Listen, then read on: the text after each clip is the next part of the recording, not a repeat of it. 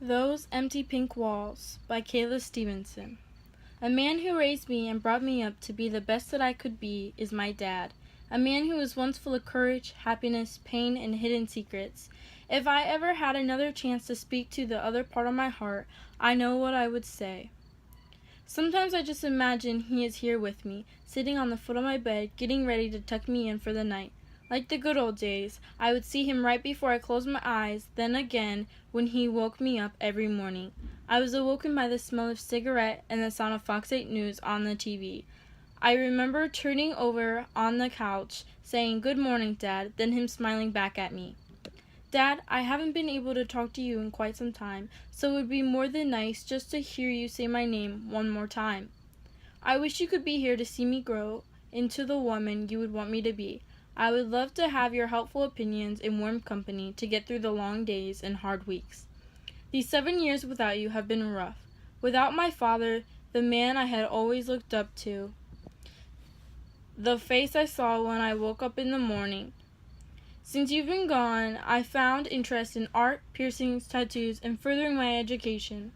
I am taking college classes and also an assistant nursing one too. People say I'm a little strange, but maybe I'm just a little unique. You would always say, be a leader, not a follower, and to always do what I thought was right.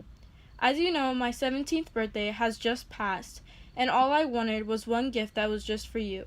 I'm not really sure how you feel about body art, but on the left side of my ribs, I got a tattoo that reads, "He lived and laughed and loved and laughed. This is how I saw you live your life. You did exactly that and made your life the best it could be.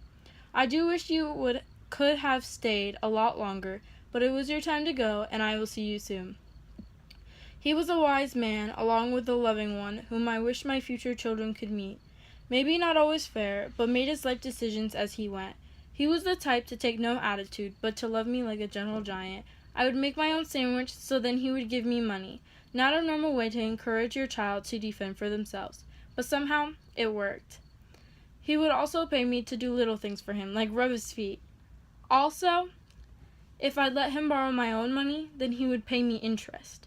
I remember he would always go to the drive-thru down the street and pick me up beef jerky and Slim Jims, which were my favorite. He would create the biggest smile on my face when he would bring home my surprise. He helped me with homework, cuddled me throughout the day, and talked to me as if an 8-year-old had an important voice. Being spoiled is a life, but when it came to discipline, he knew exactly what he was doing. He was my gentle giant, until something went absolutely wrong. He kept his cool very well, but I remember times that I had done too much wrong where he couldn't keep in the anger any longer. Even in his anger, I still felt so much love and admiration for this man. This is Dad, holding his lit cigarette, watching Fox 8 News, glancing over as I wake up, looking over at me with a smile. There is breakfast in the kitchen. Then glancing back to his morning news, he sits on the couch with the curtains completely open to allow the hot, bright sun cover the living room walls. The pink walls collect the warmth of the room as a large TV booms biased facts into his shiny bald head. As I lay here every morning, I admire hearing every inhale he takes of the toxic cigarette, then watch the cloud of smoke cover his entire profile. I watch the cigarette burn between his fingers as I feel the smoke enter my nose, stuffing up my sinuses.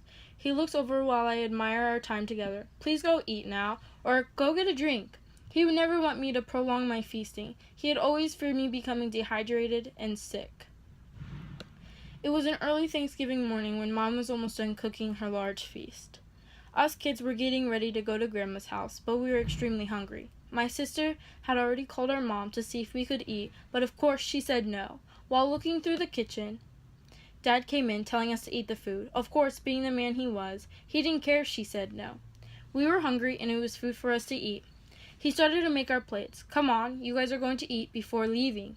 Then, on the other hand, Mom was angry on the phone, saying, "No, they will eat at their grandmother's." This had caused an argument, but I felt bad because we knew it was wrong, but his personality was too caring and persuading. With thoughts of a deceased person, there comes good and bad memories. Some people are afraid to mention the bad memories, but my mom had positive and negative times with Dad. The man whom my mom remembers was mostly funny. He was always trying to make her laugh, and it had worked. She had said, "He made me laugh all the time." He was funny, caring, secretive, and mean at times, but only to me. Before their marriage, he was always loving, and they had the time of their lives until they had children. As we grew up, one came after another, something had changed between them. She remembers he was mean sometimes, but got meaner after he started taking heavier drugs and our divorce. He would never do it around anyone else, so none of you ever believed me. It is sad to think of life being this way for someone, but she still loved him, but the drugs had gotten annoying and too much. Dad wouldn't usually go out to dinner with us as a family, but I'd never pay attention to it. I really never thought about it until recently. Mom remembers a specific time when he actually went to eat with the family at Hometown Buffet before it closed down. It was the only time he had done so, but I think it may have been worth it. Mom remembered. He said he would never go out in public with me because I'm embarrassing. He said he wouldn't go anywhere with me. He wouldn't always make her feel good about herself, and he knew exactly what he was doing. She continues. We all went out, even Grandma. She was the one who made him go with us. She had said, "How do you know we will embarrass you? Just come, and if we do, then never come again." They had reached the restaurant, then sat and ate. Dad got all of us children food, then helped feed us. We all patiently sat and talked until all 7 were completely finished with the buffet. Something surprising was that 2 days later, he had told Mom that dinner was really nice. He wasn't embarrassed, so he apologized for assuming such a thing. He said to her, "I will come again." But he never did. In front of our children, our parents were civil and friendly to each other when nothing was wrong. Behind closed doors, along with love, came some force and pain. Mom had said he wasn't really nice to her at all. Dad was a shorter and stocky built man with a disabled leg. He was much bigger than Mom and kind of scary, so he used that as an advantage. He would mentally, emotionally, and sometimes physically abuse her. He would lower her self-confidence and tell her what she could and couldn't do. When I was younger, I had known nothing of this until recently. Of course, Mom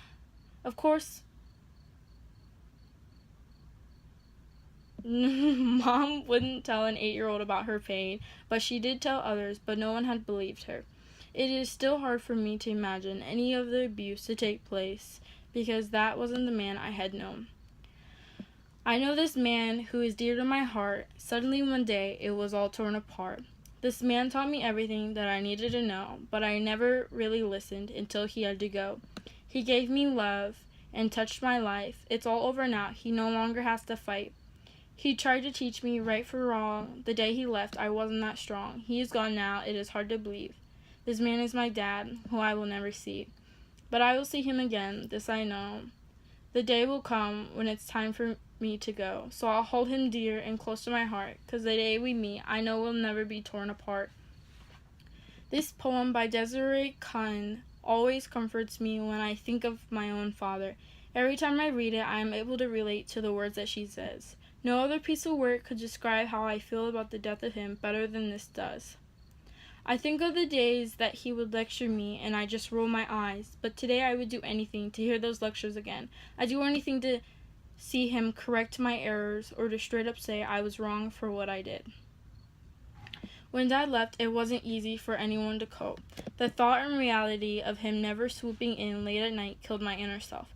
I wasn't the same anymore. I had become a 10-year-old girl who always asked, why wasn't it me? And to this day, I sometimes ask that same question.